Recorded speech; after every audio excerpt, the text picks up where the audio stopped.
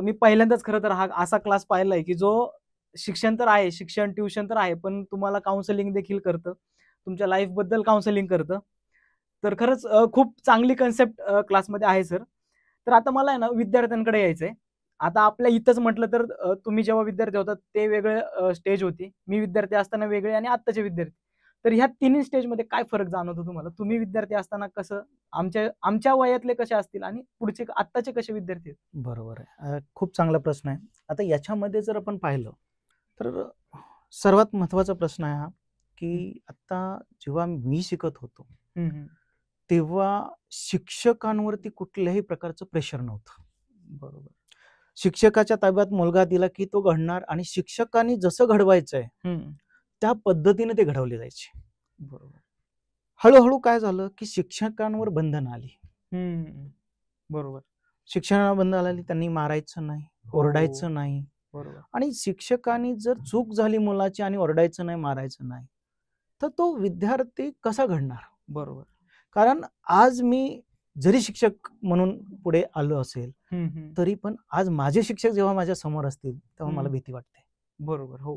तो आदर आहे, हो. तो आत्ताच्या मुलांमध्ये नाही. नाहीये. बरोबर. इव्हन तुमच्या पिढीमध्ये पण काय होतं की मोबाईलची सुरुवात झालेली होती, हो. हो.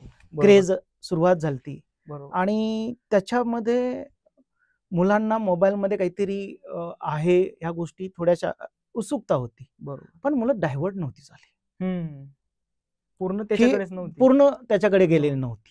बरोबर. पण आत्ता काय झालंय की जो मागचा जो पॅन्डेमिक कोविडचा जो काळ गेला त्याच्यामध्ये जे ऑनलाईनचा कन्सेप्ट आला आणि ऑनलाईनच्या कन्सेप्टमुळं मुलांच्या हातात ऑटोमॅटिकली मोबाईल गेला. बरोबर. म्हणजे गरज नसताना तो त्यांच्या हातात द्यावा लागला. पण त्याचे फायद्याच्या ऐवजी जो इफेक्ट झालेत, परिणाम झालेत ते भयंकर आहेत. म्हणजे आज 4 वर्ष होऊन गेली, पण या 4 वर्षानंतर पण कोविडचा इम्पॅक्ट मुलांमध्ये जाणवतो. बरोबर. कारण मुलांचे बेसिक स्किल संपले. मुलांचा जो वाचण्याचा जो स्पॅन होता तो संपला.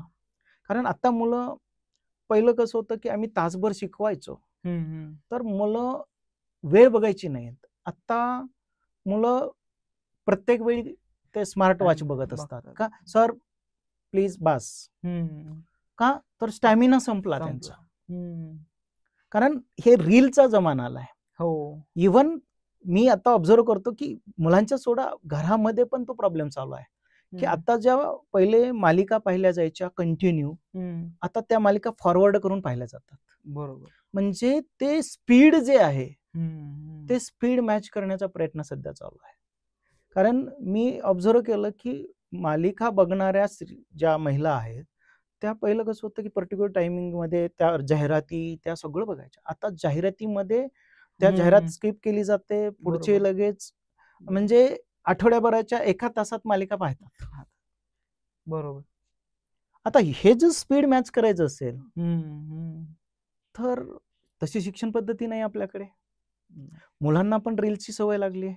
बरोबर. पालक तिकडे बघतायत, मुलगा थोडंच म्हणणार आहे की मी अभ्यास करतो. पहिला माझ्या काळामध्ये पालक हा अभ्यास याच्याकडे बघतच नव्हता.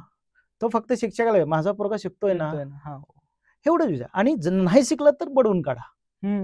हे पालकांचे वाक्य होते. बरोबर. तोच काळ तुमच्यापर्यंत आला तेव्हा सर माझा पोरगा एकुलता एक आहे. बरोबर. नाही का? त्यामुळं त्याला जेवढं शक्य आहे तेवढं समजावून सांगा, पण शिकला पाहिजे ही भावना होती. पण त्याला मारणं त्यांना मान्य नव्हतं, कारण माझ्या मुलाला कोणतरी मारतंय ही कन्सेप्ट ह्या मिडल मध्ये आहे. आणि आता तर शब्द बोलायचा प्रश्न आहे हो. ओरडलं तरी पालक आता शाळेमध्ये क्लासमध्ये भांडायला येतात. तेच ना, आता पनिशमेंट नसेल तर विद्यार्थी सुधारणार कसा? आता हे कसं आहे, पनिशमेंट हवी आहे, दिली पण पाहिजे. पण पनिशमेंट दिल्यानंतर त्याचा जो इम्पॅक्ट आहे त्याची जाणीव मुलांना करून द्यावी लागते.